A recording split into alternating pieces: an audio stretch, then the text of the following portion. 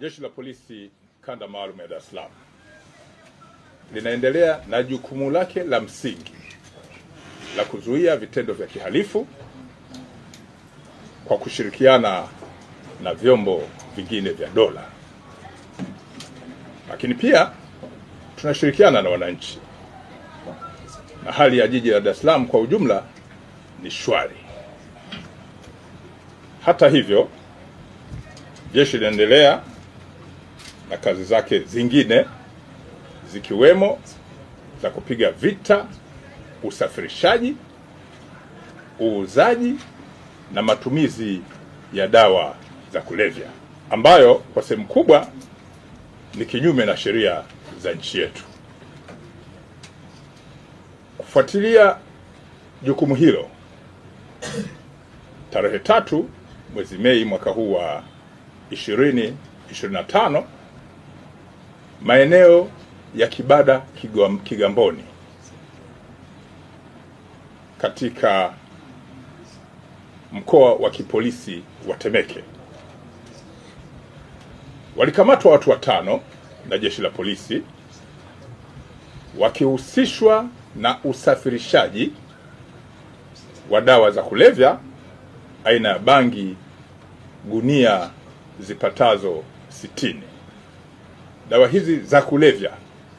ambazo zilikuwa kwenye gunia zilikuwa zimepakiwa kwenye gari namba T 466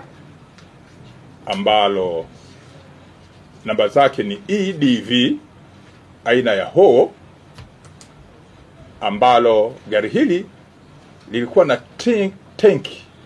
lenye muonekano wa kubeba mafuta lenye namba T 994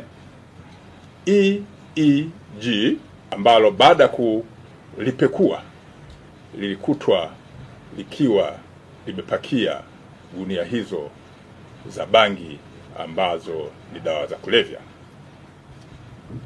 Watuhumiwa hawa waliokamatwa ni pamoja na Nathan Danga maarufu kama Masumbuko na wenzake 4, akiwemo pia mwanamke aliyefahamika kwa jina la Upendo Mgonja, ambao wote kwa pamoja watafikishwa mahakamani kupitia mamlaka zingine za kisheria haraka iwezekanavyo. Jeshi la Polisi Kanda Maalum ya Dar es Salaam limemkamata pia mtu ambaye amefahamika kwa jina la David Zefania Sanga, huyu mwenye umri wa miaka 38. Zamani alikuwa ni mfanyakazi wa kampuni moja ya bima iliyofahamika kwa jina la UAP. Mtu huyu amekamatwa kwa tuhuma za kutoa taarifa za uongo kwenye kituo cha polisi Kigamboni kuwa kuna magari mawili aliyoyataja kwa namba za T 811 DUL Toyota Crown, lakini pia gari lingine namba T 647 DRE aina ya Mitsubishi Outlander, kuwa magari hayo ambayo yalikuwa nyumbani kwake, wezi waliingia na wakaiba kwa kung'oa vifaa mbalimbali vya kwenye magari hayo. Jeshi la polisi lilifanya ufuatiliaji na kugundua kuwa vifaa alivyovitaja vikiwemo bumper za mbele na nyuma, window covers, radio za magari yote mawili, side mirrors, tire zote za mbele na nyuma, pamoja na power windows za magari yote hayo mawili, pia betri alivyodai vimeibiwa na wezi baada ya kuruka ukuta na kuingia kwenye nyumba yake. Vifaa hivyo alikuwa amevificha nyumbani kwake na kuja kutoa taarifa kituo cha polisi,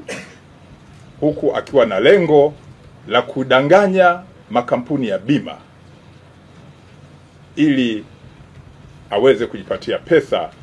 kwenye makampuni hayo kwa njia ya udanganyifu, kama ambavyo bima zimekuwa zikilipa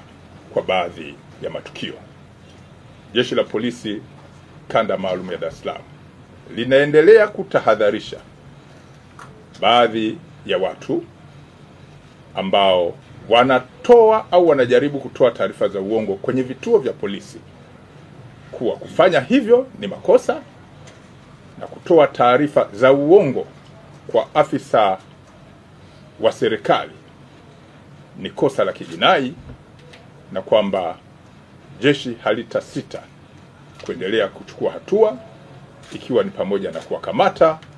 na kukamilisha upelezi na kuwafikisha kwenye vyombo vingine vya sheria, ikiwa ni pamoja na kupitia kwenye ofisi ya mashtaka ya taifa. Polisi Kanda Maalum ya Dar es Salaam linapenda pia kuwataarifu kuwa amekamatwa na anahojiwa kwa kina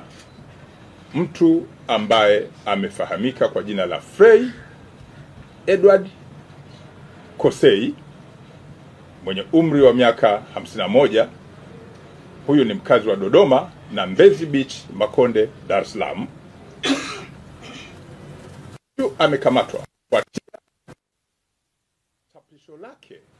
la vitisho dhidi ya Padri Charles Kitima, ambalo kwa mujibu wa ufuatiliaji alilitoa na kulichapisha mitandaoni siku chache kabla ya kutokea kwa tukio ambalo lilimhusisha Padri Kitima. Upelelezi wa shauri hili unaendelea na hatua za kisheria zitaendelea kuchukuliwa, ikiwa ni pamoja na ufuatiliaji kwa kushirikiana na mamlaka zingine za kisheria.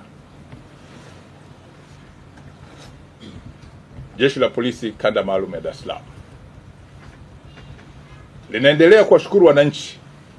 ambao kwa sehemu kubwa wamekuwa wakitoa taarifa mbalimbali kabla ya matukio, lakini hata ikitokea bahati mbaya matukio yametokea, wamekuwa wakishirikiana na jeshi la polisi katika ufuatiliaji na kufanikisha kuimarisha mifumo ya usalama katika jiji la Dar es Salaam. Lakini pia wamekuwa wakiendelea kusaidia kutoa taarifa za kuwanyima fursa wahalifu kutotenda makosa, kwani jeshi jukumu lake la msingi ni kuzuia makosa na sio kuyasubiri yatendeke ndio lifanye ufuatiliaji. Kwa hiyo kwa dhati jeshi linatoa shukrani kwa wananchi na waendelee kushirikiana na jeshi lao la Polisi Kanda Maalum ya Dar es Salaam ili Dar es Salaam iendelee kuwa salama.